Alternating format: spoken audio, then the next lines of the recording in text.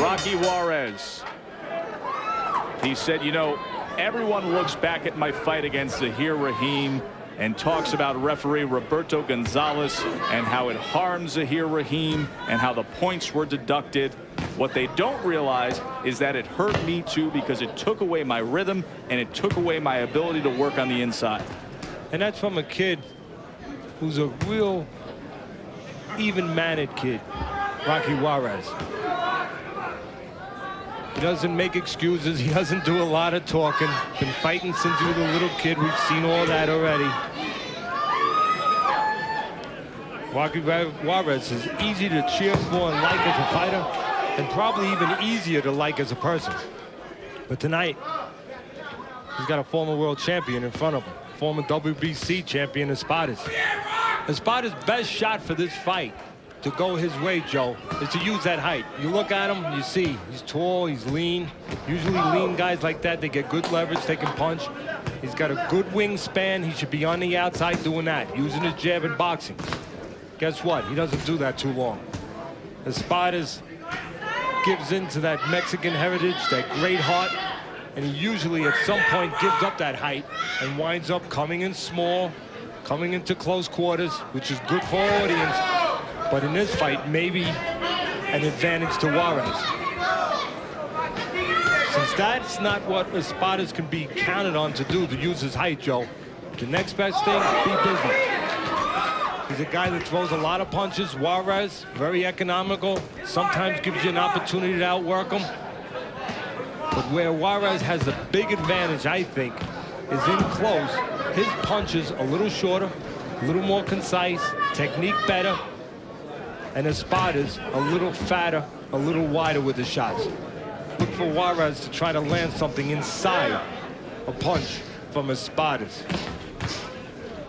Doubling up the left hand now.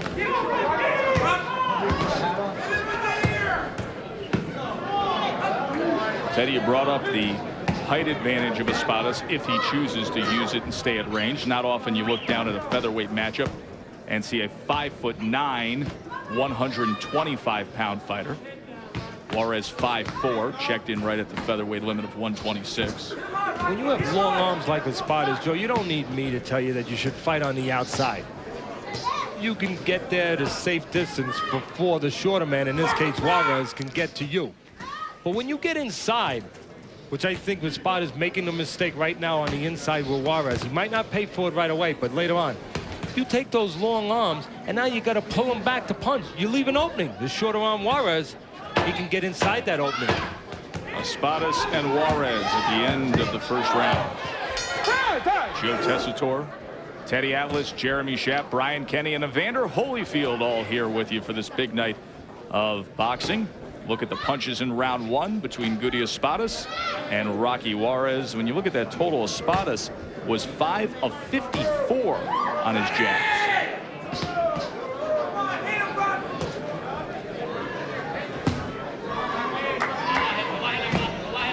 You've heard me talk about temperament, styles, technique, but temperament. You are attached to your temperament.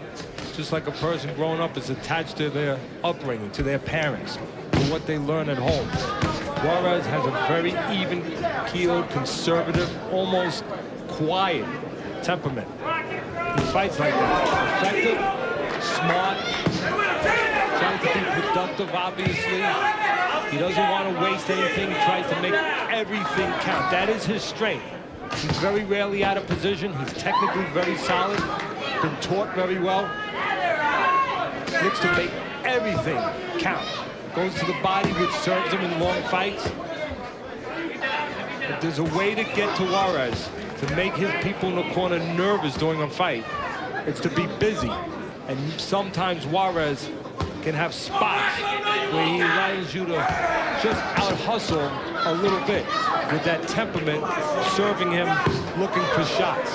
The thinking there, Teddy, being that the selective efficiency of Juarez would not be noticed as much as just the pure volume by the opponent. And the judges would see that through.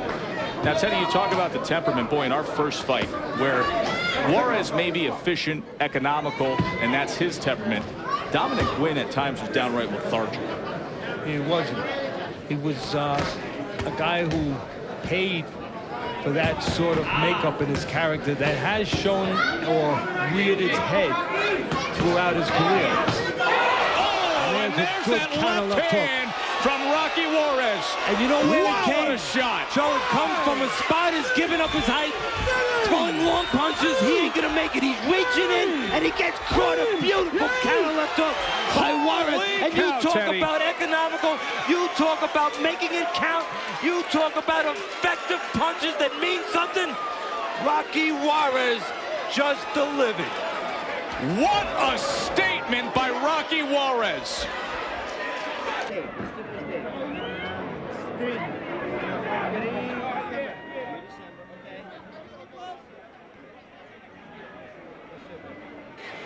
Let's take a look at the one-punch knockout.